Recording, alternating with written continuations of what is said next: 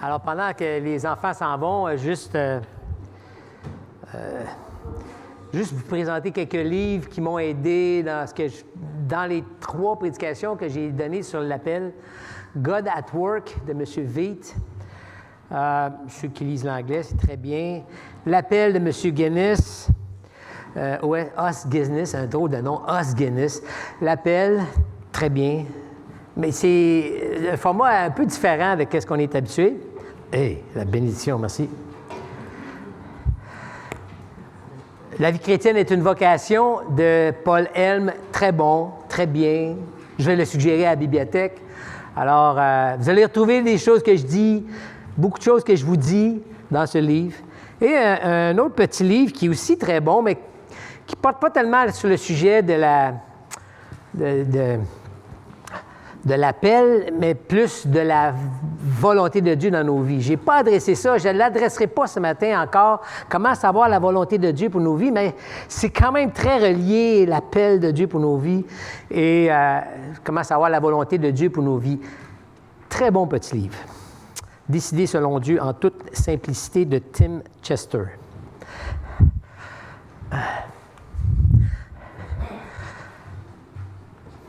Donc, on lit la 3e prédication sur l'appel aujourd'hui. On va voir si vous êtes bon. On a vu plusieurs sortes d'appels à date. On a vu, là, un mois environ, on a vu l'appel général. Tous sont appelés à se tourner vers Dieu. Tout le monde, ça c'est un appel général à tout le monde sur la planète qui peuvent l'entendre. Convertissez-vous et croyez en l'Évangile. L'appel général. On a vu aussi l'appel efficace. Ta-da! Et l'appel efficace, c'est Dieu appelle quelqu'un à lui et la personne va croire. La personne donne sa vie. Il donne sa vie au Seigneur. C'est un appel irrésistible. Dieu, on a vu ensemble. Donc, c'était quoi l'appel efficace? Dieu appelle et la personne se tourne vers lui fait confiance, lui cède sa vie, reçoit Jésus et veut le suivre. Ça, c'est l'appel efficace de Dieu. La semaine dernière, on a vu ensemble l'appel de l'humanité. Souvenez-vous, c'était quoi l'appel de l'humanité? Ça avait 2 volets. Travailler et deuxième volet, c'était, je ne sais pas comment le faire, ça. Bien, comme ça. On est des prêtres, des rois prêtres, mais on est des rois prêtres qui voulons répandre la présence de Dieu sur toute la terre. Ça, c'est l'appel pour l'humanité. Mais j'aimerais changer de nom ce matin. En y pensant, je vais changer de nom. Ce n'est plus l'appel de l'humanité. C'était l'appel de l'humanité, mais Adam a péché. Mais c'est l'appel de la nouvelle humanité. Nous, l'Église, c'est notre appel de la nouvelle humanité. Un appel à travailler, mais aussi à être roi prêtre pour répandre la présence de Dieu partout sur toute la terre. C'est possible pour nous. Mais pour l'humanité, c'est impossible. C'est notre appel en tant que croyants. Arrêtez, je vous dis ça, mais ce n'est pas tout à fait exact. C'est notre appel en tant que communauté de croyants. Ce n'est pas quelque chose qu'on fait tout seul, cet appel-là de l'humanité. C'est quelque chose qu'on fait en Église, qu'on fait ensemble. Et ça, c'est l'appel de Dieu pour nous. OK. C'est pas seulement une question d'annoncer l'Évangile, mais c'est inclus, mais c'est aussi refléter Dieu dans toute sa bonté, sa beauté, sa créativité, dans notre travail, mais aussi dans ce qu'on fait les uns pour les autres. Dans les Écritures, si vous regardez les Écritures, vous allez voir souvent le mot « appel ». Je vous parle de l'appel, mais je ne peux pas vous parler de tous les appels qu'on rencontre dans les Écritures. Mais un appel lié à la manière de vivre. Exemple, dans 1 Thessaloniciens 4:7, on est appelé à la sanctification. Dans Galates 5:13, on est appelé à la liberté. Dans 1 Corinthiens 7, on est appelé à la paix dans nos relations. Dans Éphésiens 4.1, on est appelé à se supporter, à garder l'unité. Dans 1 Pierre 2.9, on est appelé à annoncer les vertus de Dieu. 1 Pierre 2.20, à supporter la souffrance. 1 Pierre 3.9, à bénir. Pour chacune de ces choses-là, on aurait pu faire une prédication. C'est des appels que Dieu nous offre. Je vous en glisse un mot.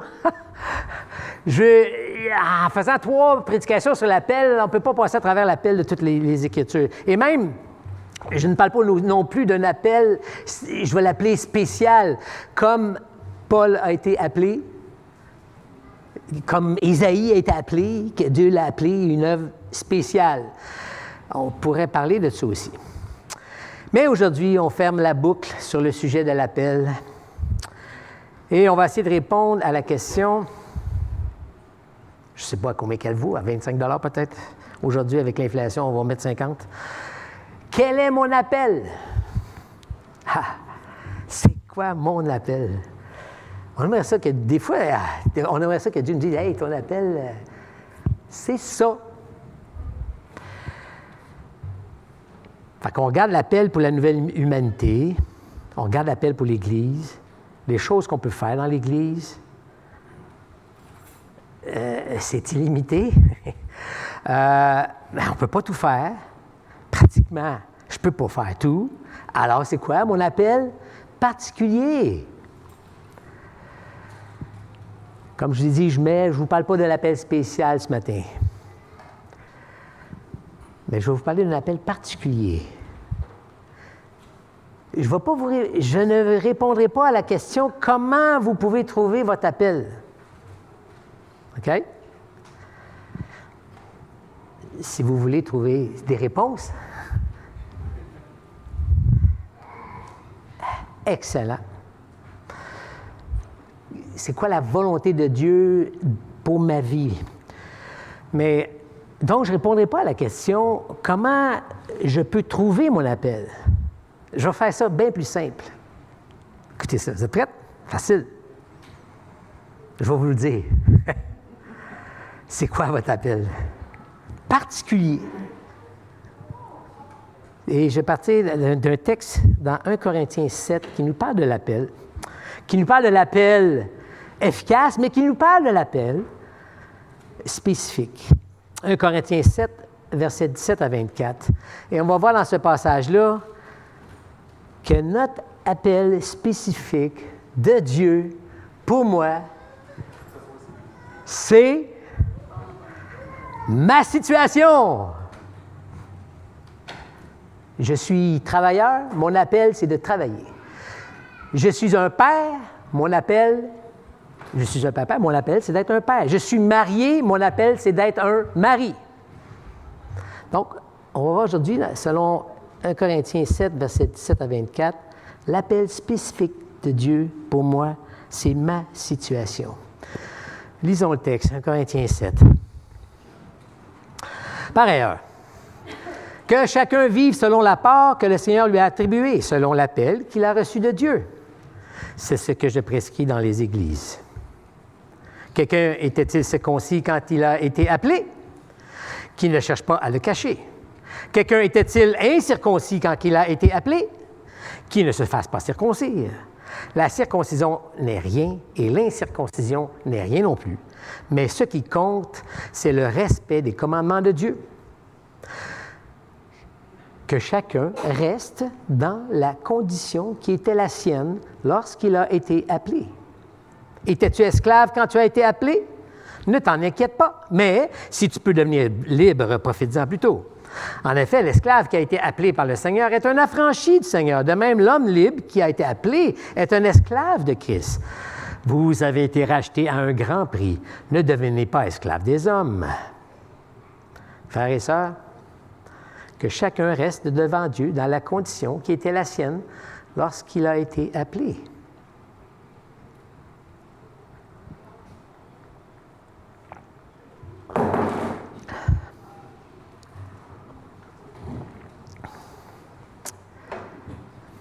Paul écrit ce chapitre 7 aux Corinthiens Parce que certains chrétiens dans l'Église pensaient que leur vie spirituelle, ça devait être séparé de leur vie sociale ou conjugale. Pire, ils pensaient que leur situation de vie, sociale ou conjugale, pouvait être un obstacle à leur vie spirituelle. Les Corinthiens, la vie spirituelle, ça, c'est la vraie affaire. Ça, c'est spirituel. Hein? La nouvelle vie en Jésus-Christ. Des miracles. Prophétiser. Parler en langue. Des choses extraordinaires. Voir des choses extraordinaires. Ça, c'est la vraie affaire. C'est ce que les Corinthiens pensaient. Là, tu parles. Les choses de la vie quotidienne. C'est plus fatigant qu'autre chose. C'est ce que certains Corinthiens croyaient. Ah, c'est pas si grave si je ne m'occupe pas des besoins physiques de mon conjoint. Si je la laisse pour le mari, je laisse partir ma femme. C'est pas grave, ça, c'est des choses de la terre. Moi, je vais m'occuper des choses de l'Église. Ça, c'est les vraies affaires. Ah, c'est pas grave si je ne m'occupe pas de ma femme. C'est pas grave, mon corps, le corps, c'est pas important. Ce qui compte, c'est l'esprit, c'est la spiritualité. Oh, c'est pas si grave de laisser mon épouse. Pour la femme, c'est pas si grave de laisser mon mari. Ce qui compte, c'est la spiritualité, c'est de vivre en Jésus-Christ. Il y a des personnes, des chrétiens, qui pensaient ça.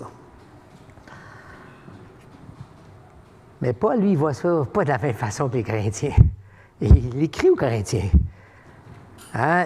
Pour lui, laisser de côté ce genre de choses, laisser de côté la responsabilité, c'est de fuir. Fuir devant les réalités de la vie. Refuser de servir Dieu là où il les a placés. Alors, il va demander dans Corinthiens aux chrétiens mariés de ne pas se séparer, de rester dans la situation dans laquelle ils se trouvaient au moment où ils sont devenus chrétiens, même si leur conjoint n'est pas chrétien. Et notre passage illustre ce principe dans d'autres situations aussi. Leur situation raciale. Tu es circoncis, donc tu es un juif. Ou tu n'es pas circoncis. Ça change. Ne change pas ta situation. C'est la situation que tu vivais quand Dieu t'a appelé d'un appel efficace. C'est donc quand tu es devenu chrétien, tu étais juif circoncis, essaye pas de te décirconcire. Pas mal dur. J'ai quand même lu quelque part que... Je me demande s'il y en a qui n'essayaient pas. Faut pas rire, hein? Mais il y en a qui le cachaient peut-être. Les Corinthiens, ils vont cacher... Ils viennent d'un arrière-plan juif. Moi, je ne montrerai pas à personne que je suis de là.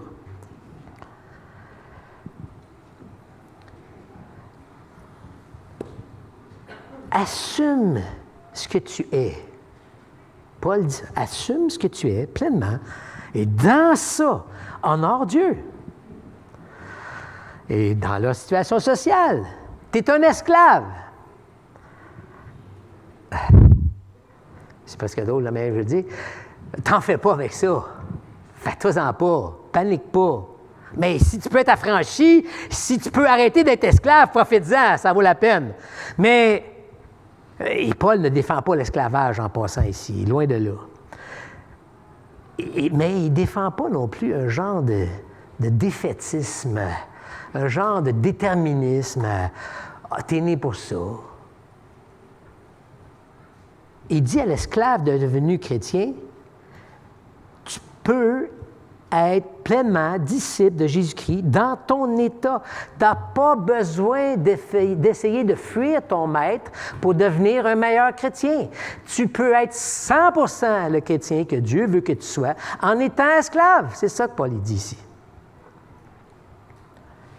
Tu penses que ton frère, là, qui est libre, là, qui est plus libre que toi? Pas du tout! Lui, c'est l'esclave de Christ, mais toi, tu es l'affranchi du Seigneur. Il est en train de traverser les rôles. Pourquoi il dit ça? Hein? Monsieur Helm va citer, Le chrétien esclave reste libre de servir Dieu. De la même manière, le chrétien qui n'est pas esclave est le serviteur de Christ. Il n'est pas libre de faire ce qu'il veut. C'est bien dit, c'est beau. Devenir chrétien ne nous sépare pas de nos obligations envers lesquelles nous étions, dans lesquelles nous étions avant de devenir chrétien. Au contraire, ce qu'on était avant, on devient chrétien, on vit ça sous un autre regard. Le regard de Dieu. Il y a 3 reprises dans notre texte, 3 fois. Paul le dit de façon un peu différente, mais à 3 fois, il commande de rester dans la condition dans laquelle le chrétien était lors de sa conversion. Verset 17, verset 20, verset 24. Verset 17, que chacun vive selon la part que le Seigneur lui a attribuée, selon l'appel qu'il a reçu de Dieu. Verset 20, que chacun reste dans la condition qui était la sienne lorsqu'il a été appelé. Verset 24, que chacun reste devant Dieu dans la condition qui était la sienne lorsqu'il a été appelé. Il me semble... tu n'avais pas besoin de le dire 3 fois, mais peut-être c'est important. Et les versets 17 et 20 sont savoureux. Tu peux mettre la prochaine.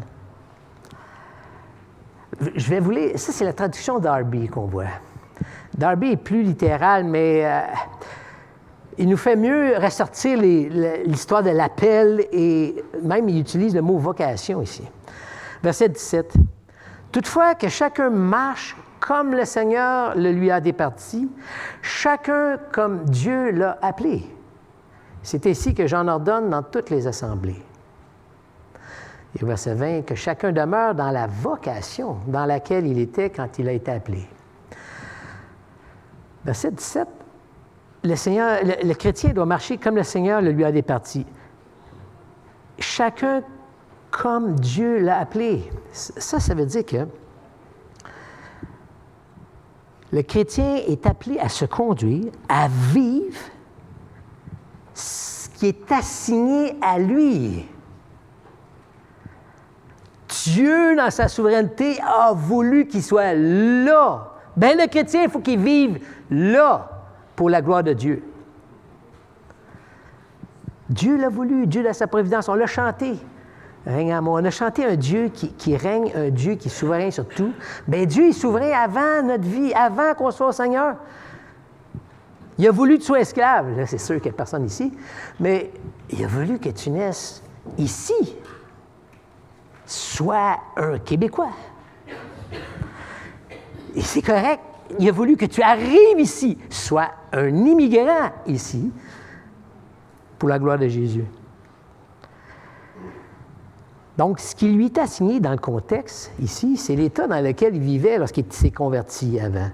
Le chrétien a à marcher, à vivre comme un chrétien dans cet état. C'est pas parce que tu changes d'état, tu vas être un meilleur chrétien ou que tu vas être plus spirituel. Verset 20, Paul utilise un synonyme du nom « appel », le nom « appel », et utilise le verbe « appeler ». Ici, on a le verbe « appeler », c'est vraiment l'appel efficace, mais ici, son synonyme, c'est un autre mot. Darby traduit par « vocation ». Et si vous vous rappelez, la première vocation, j'en avais parlé, c'était quoi la vocation? La vocation, là, ça vient du latin qui veut dire « appel ». C'est un synonyme. Donc, Paul, il dit, selon que chacun demeure dans la vocation dans laquelle il était quand il a été appelé, mais qu'il reste dans son appel que Dieu l'a mis, là où est-ce que Dieu l'a mis. C'est ça son appel, c'est ça sa vocation, qui reste là au moment que Dieu l'a sauvé. Lorsque Dieu t'a appelé au salut, demeure dans cette vocation que tu avais. Ça ne veut pas dire que tu ne changeras pas un jour, mais tu peux pleinement vivre ta vie chrétienne. Et même Dieu veut que tu vives pleinement ta vie chrétienne. Là où tu es présentement, tu n'as pas besoin d'attendre d'être quelqu'un d'autre.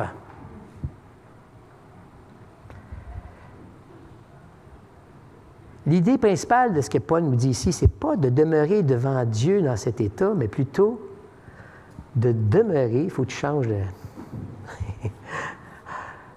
Ce n'est pas de demeurer devant Dieu dans cet état. Mais l'idée ici, c'est plutôt de demeurer dans cet état, et cela devant Dieu. parce que l'état peut changer. Maintenant que tu demeures dans cet état, fais-le devant Dieu. Vis ça devant Dieu. Dans cette situation où Dieu te place, c'est là où Dieu t'appelle à le suivre et à servir Jésus-Christ. Votre statut social au moment de votre salut, c'est l'appel du Seigneur. Bien sûr, les esclaves qui gagnent leur liberté, les mariés dont le conjoint les a quittés, des célibataires qui se marient, on comprend les choses. Mais dans tous les cas, l'appel spécifique de Dieu pour la personne est sa situation. L'appel spécifique de Dieu pour moi est ma situation. Si je veux qu'on se souvienne d'une chose, mon appel, je vous l'ai dit, vous voulez savoir votre appel? Tu es retraité, ton appel, c'est d'être un retraité pour Jésus-Christ. Je sais pas, je vous regarde. Tu travailles à Pratt & Whitney, ton appel, c'est d'être un bon travailleur chez Pratt & Whitney. Tu as un grand garçon qui joue au soccer, puis qui est pas pire. Ton appel, c'est d'être un père pour lui.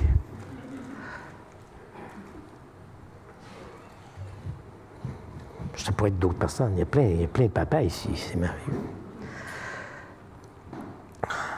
Paul Hellman, il résume bien le passage. Hein? Il dit, le chrétien reçoit donc deux appels. Le chrétien reçoit donc deux appels. L'appel efficace de Dieu par grâce, c'est-à-dire la conversion, et un autre appel, d'une autre nature. Ce deuxième appel consiste à l'ensemble de circonstances, des relations personnelles, d'événements passés dans lesquels il vit au moment où la grâce de Dieu le touche. Ce chrétien a la responsabilité d'être chrétien là où il se trouve. C'est ce que Paul nous dit ici dans Corinthiens 7. L'appel spécifique de Dieu pour moi est ma situation. Et c'est un appel spécifique parce qu'on ne vit pas tous les mêmes choses, on ne vit pas tous les mêmes situations. Ici, il y en a des célibataires, il y en a des mariés, il y en a des retraités, il y a tout un monde. Il y a des personnes de différents contextes, on ne vit pas les mêmes choses. Donc, c'est un appel spécifique à nous. Moi, pour moi, c'est ma situation. C'est ça l'appel de Dieu. M. Guinness a écrit « Le problème avec les chrétiens de l'Occident n'est pas qu'ils ne sont pas là où ils devraient être, mais qu'ils ne sont pas ce qu'ils devraient être là où ils sont. » Notre problème, c'est pas qu'on n'est pas là où ce qu'on devrait être, c'est on n'est pas ce qu'on doit être là où Dieu nous a placés. Donc, notre appel est d'être là où nous sommes. Être. Je l'ai souligné, être. C'est pas seulement je suis, tu es, là. Être, c'est aussi vivre. Vraiment être là où nous sommes. Pas seulement exister. Vivre pour glorifier Dieu, servir autrui. L'appel spécifique de Dieu, pour moi, c'est ma situation. Maintenant, pour être pratique avec vous, j'aimerais faire une symbiose. Ceux qui ont manqué les prédications sur l'appel, essayez de me suivre.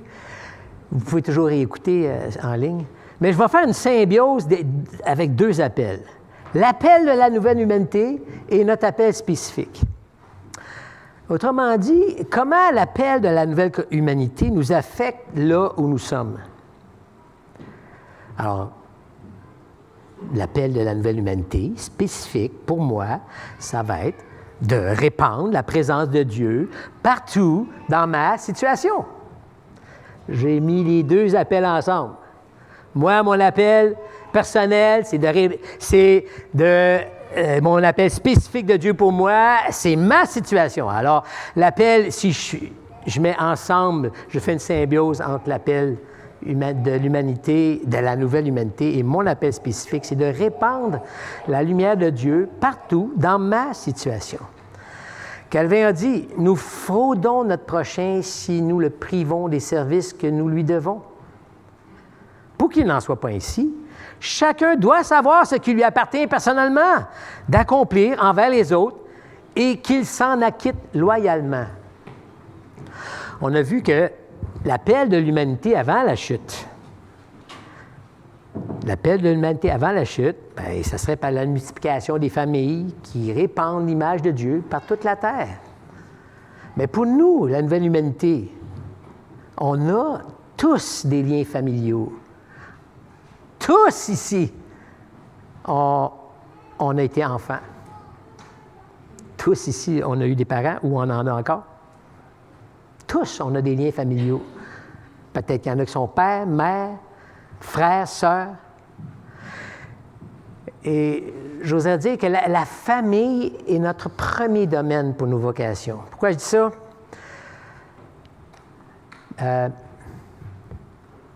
C'est Jésus qui dit, je ne me souviens pas du texte, mais il dit que peut-être qu'il y en a qui peuvent m'aider. C'est comme, il dit, ils ne veulent pas s'occuper de leur famille l'offrande que je voulais donner pour mes parents, je l'ai réservée. Mais c'est pire que des incrédules. Donc, à vrai dire, notre premier appel, si je peux donner une priorité, c'est notre famille. Et dans ce monde désenchanté, dans ce monde où Dieu est mis de côté, où Dieu n'existe pas, ou si Dieu existe, Dieu est pour moi. Dieu est à mon service. Dans notre monde, notre quotidien peut être vide de sens. Le quotidien peut être vide de sens. Ce n'est pas le cas de nous, là. La nouvelle humanité en Jésus-Christ, notre quotidien peut être vraiment rempli de sens. Mais pour ce monde, lorsque Dieu est écarté, même le quotidien peut devenir un écueil qui empêche de se réaliser, un écueil qui empêche de m'épanouir, d'être le moi que je dois être. Mais écoutez bien ce que Luther dit. Ça, c'est notre monde aujourd'hui, qui est tellement en face, notre moi, notre réalisation du moi, puis ce qui empêche mettre ça de côté, qu'est-ce qui pourrait m'empêcher de me réaliser. Mais Luther, ça fait un bout de temps. On va lire ce qu'il dit. C'est un peu long, soyons concentrés. Hélas! Dois-je changer le bébé, laver ses couches, sentir sa puanteur, passer des nuits entières avec lui, m'occuper de lui lorsqu'il pleure, soigner ses rougeurs et ses plaies, en plus m'occuper de ma femme, subvenir à ses besoins en travaillant à mon métier, m'occupant de ceci et cela, faire ceci et cela, endurer ceci et cela, et tout ce que la vie conjugale comporte d'amertume et de corvée. Quoi? Devrais-je me faire prisonnier à ce point? Ô pauvre et malheureux, avez-vous pris une femme? Que la misère et l'amertume aillent au diable! Il vaut mieux rester libre et mener une vie paisible et sans souci. Je me ferai prêtre ou religieux. J'obligerai mes enfants à faire de même. C'est bon, hein? Que répond la foi chrétienne? Elle ouvre les yeux. Elle regarde par l'esprit tous ses devoirs insignifiants, dégoûtants, méprisés, et se rend compte qu'ils sont tous ornés de l'approbation divine, comme de l'or et des joyaux les plus précieux. Il dit, « Ô Dieu, puisque je suis certain que tu m'as créé et que tu as engendré de mon corps cet enfant, je sais aussi avec certitude qu'il répond à ton parfait plaisir. Je te confesse que je ne suis pas digne de bercer le petit bébé. Je ne suis pas digne de laver ses couches, ni de me voir confier le soin de l'enfant et de sa mère. Comment se fait-il que sans aucun mérite, je sois parvenu à cette distinction d'être certain de servir ta créature et ta volonté la plus précieuse? » Bien là-dedans, différence de vision, hein? Ah, comme je le ferais volontiers, même si les tâches sont encore plus ingrates et méprisées, Ni le gel, ni la chaleur, ni la pénibilité, ni le travail ne m'affligeront ou ne me dissuaderont, car j'ai la certitude que cela est agréable à tes yeux. L'épouse devrait-elle aussi considérer son devoir sous le même angle? Lorsqu'elle allaite l'enfant, lorsqu'elle le berce, le baigne, prend soin de lui d'autres manières, lorsqu'elle s'occupe d'autres tâches et qu'elle aide son mari et lui obéit, ce sont là des œuvres nobles et précieuses. Dieu, avec tous ses anges et toutes ses créatures, sourit, non pas parce que ce Père lave des couches, mais parce qu'il le fait dans la foi chrétienne.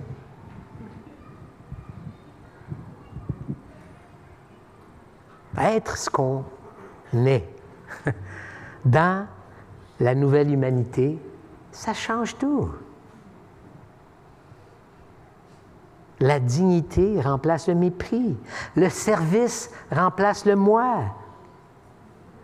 Dans la famille, chaque relation est pour moi un appel que Dieu m'adresse pour bénir ceux qui m'entourent.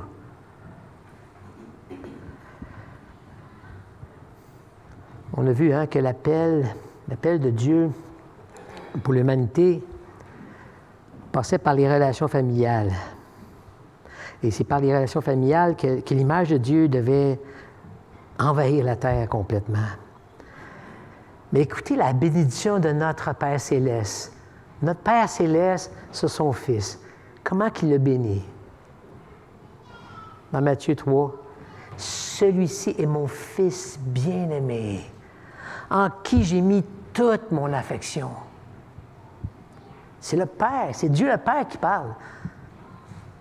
Et nous, on est créés à son image, à sa ressemblance. Les pères, à qui qu'on doit ressembler? À Dieu notre Père, qui dit à son Fils, « Celui-ci est mon Fils bien-aimé, en qui j'ai mis toute mon affection. » Comment... Question pour les pères, les mamans, vous n'êtes pas obligés d'écouter. Comment on ressemble à notre Père Céleste? Jusqu'où on donne notre affection à nos enfants? Je parle au père. Ah, ça, c'est l'affaire des femmes. C'est l'affaire de Dieu le Père envers son Fils. Come on, les pères, là. C'est votre affaire de ressembler au Père Céleste. Et l'une des... Jusqu'où leur communiquons-nous que nous les aimons?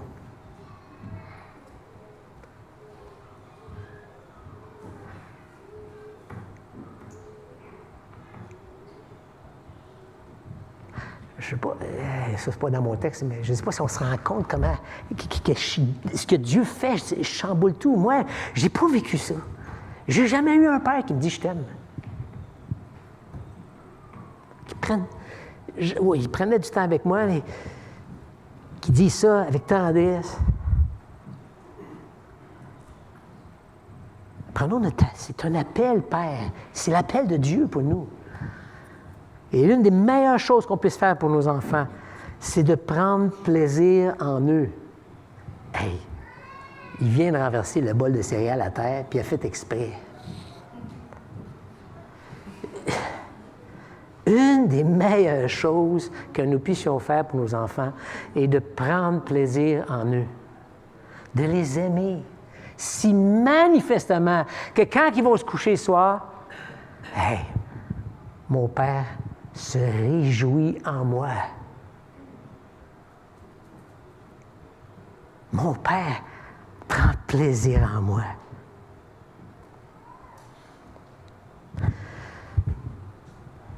Cela demande du temps, cela demande de l'attention, cela demande de l'abnégation, de s'oublier, de se mettre de côté. Mais c'est notre appel, à nous les pères. On a des parents. Tout le monde a eu des parents. Il y en a qui sont décédés, mais on a des parents. Comment on les honore? La parole de Dieu nous appelle à les honorer. Comment tu honores ton père, ta mère? Jusqu'où tes parents comprennent qu'ils sont importants pour toi.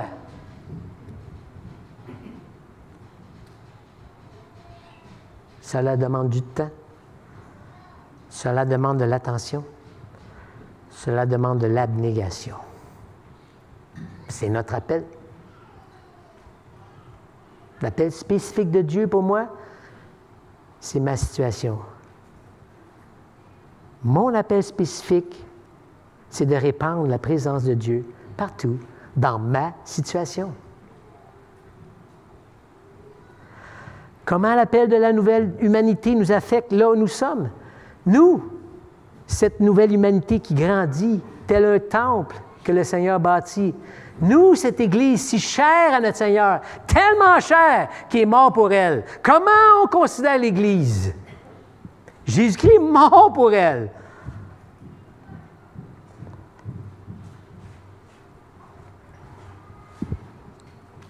C'est un autre domaine de notre vocation. On est appelé. Et notre première vocation dans l'Église, c'est d'être membre. Beaucoup de personnes ici ne sont pas membres. Tu veux savoir à quoi Dieu t'appelle? Si tu n'es pas membre, c'est d'être membre. Ben voyons donc. Se tenir responsable pour prendre soin des autres, s'engager à prendre soin des autres, s'engager aussi à recevoir des autres, encourager les frères et sœurs que le Seigneur place autour de toi. N'oubliez pas, l'appel spécifique de Dieu pour moi, c'est ma situation. C'est répandre la présence de Dieu partout dans ma situation. Tu viens à l'Église, répandre la présence de Dieu, encourager les frères et sœurs que le Seigneur a placés autour de toi à marcher dans la sainteté, à obéir, à être fidèle à la parole. C'est notre appel. Proclamer haut et fort les bienfaits, proclamer les louanges de Dieu. C'est notre appel à chacun de nous. Louer, ce n'est pas réservé juste aux personnes qui chantent bien ou aux personnes en avant, mais grâce à Dieu, on loue ensemble ici. Mais peut-être que tu dis, moi, je ne chante pas assez bien pour louer. Ton appel, c'est de louer aussi. Faire des disciples, témoigner avec courage de votre foi, accueillir le nouveau. C'est notre appel. C'est pas simplement l'appel à des spécialistes autour de nous. Oui, le Seigneur met autour de nous des gens qui sont doués, qui nous aident à réaliser notre appel. Dieu nous met ensemble pour qu'on se fasse du bien, pour qu'on prenne soin les uns des autres. Cela demande du temps, cela demande de l'attention, cela demande de l'abnégation, mais c'est notre appel.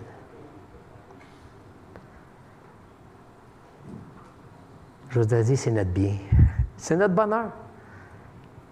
C'est un renversement de ce qu'on nous prêche tout le temps.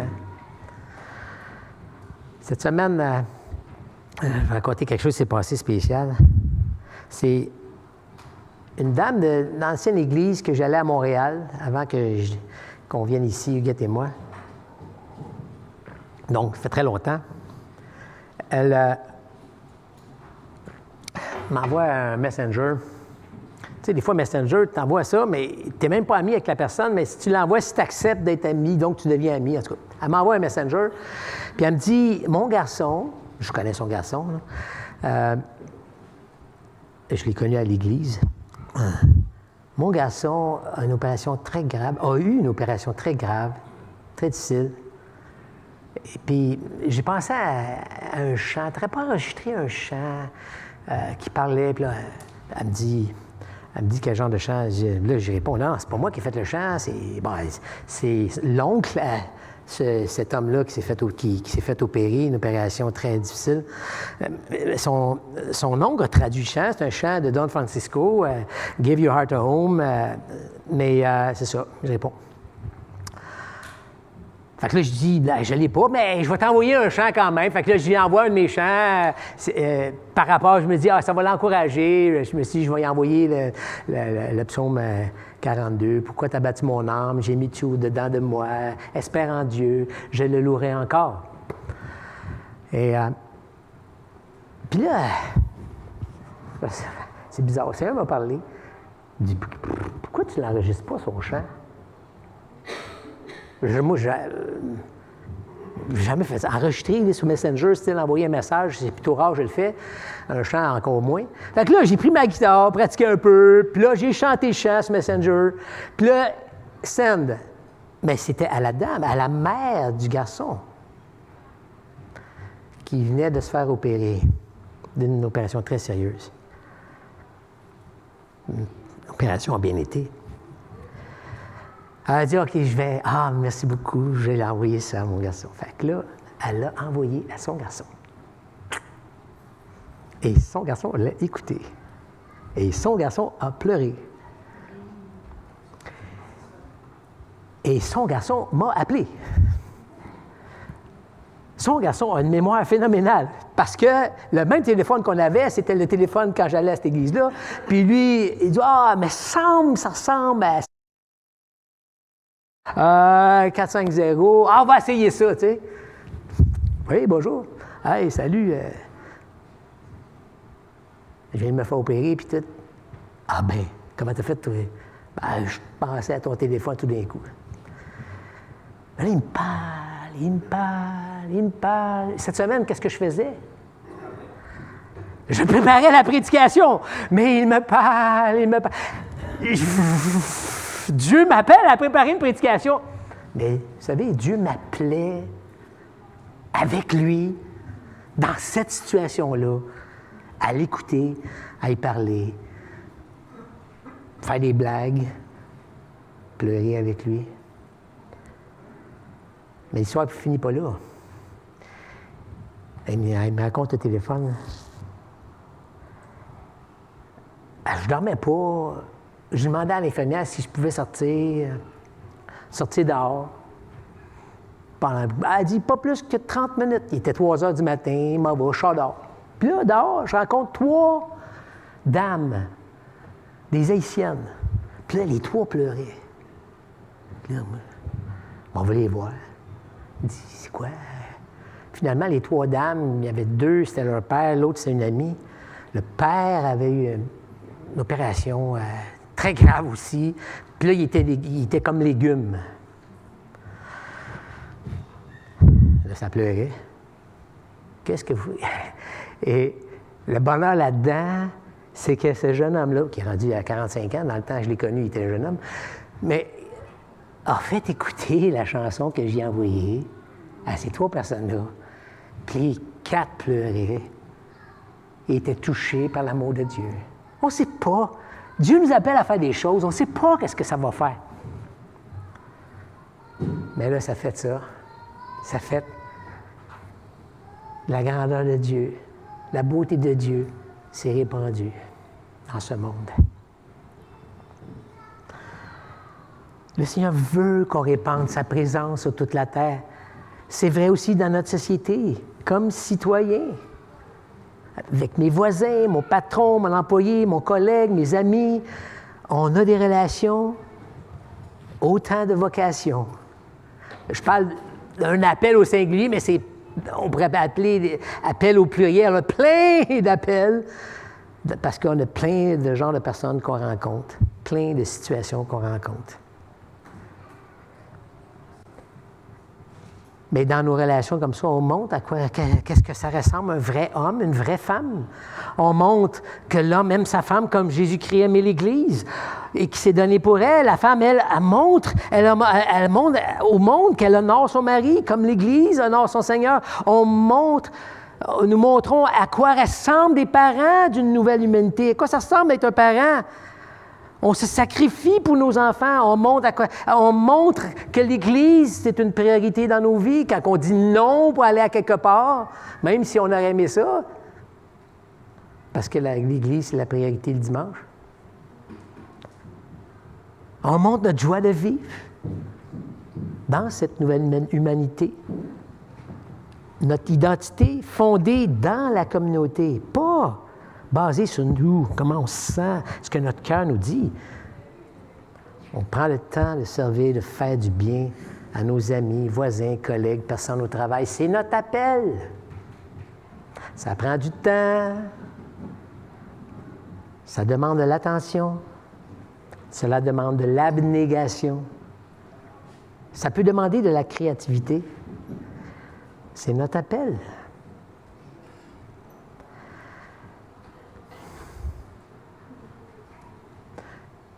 Je termine en vous citant les paroles de Mathieu Girald, qui a fait sur l'appel de Dieu un enseignement très bon. Vous pourrez, si jamais vous voulez écouter Mathieu Girald, je vous donnerai, envoyez-moi un courriel ou venez me parler après, je vous enverrai ça, un lien pour écouter ce qu'il dit par rapport à l'appel. Mais voici ce qu'il dit. La doctrine des vocations dessine une résistance culturelle. Dans un monde enténébré, entaché par le péché, embué par beaucoup d'idoles, dans un monde où chacun fait ce qu'il veut, dans un monde où chacun cherche son propre intérêt, vouloir glorifier Dieu en servant les autres et en sacrifiant son propre intérêt pour le bien des autres devient un acte de résistance. En remplissant nos vocations dans la famille, dans l'Église, la société, on est en train de résister au mensonge, on est en train de vivre la vérité de l'Évangile au milieu du mensonge du monde, on est en train de suivre l'agneau sur le chemin de la victoire. Et cette victoire passe par la croix, par le fait de porter chaque jour notre croix. Moi, je rajoute mourir à nous-mêmes. Et dans cette bataille, cette résistance, chaque couche qui est changée, chaque repas qui est préparé, chaque service qui est rendu au voisin, chaque appel téléphonique qui est passé à un frère ou à une sœur dans la foi qui souffre, chacune de ces choses qui répond à l'appel de Dieu, que Dieu nous adresse, devient un acte de résistance à la gloire de Dieu. Bien-aimés, vous voulez savoir c'est quoi votre appel? Je vais vous le répéter encore. C'est de répandre la présence de Dieu partout dans votre situation. Que le Seigneur nous vienne en aide.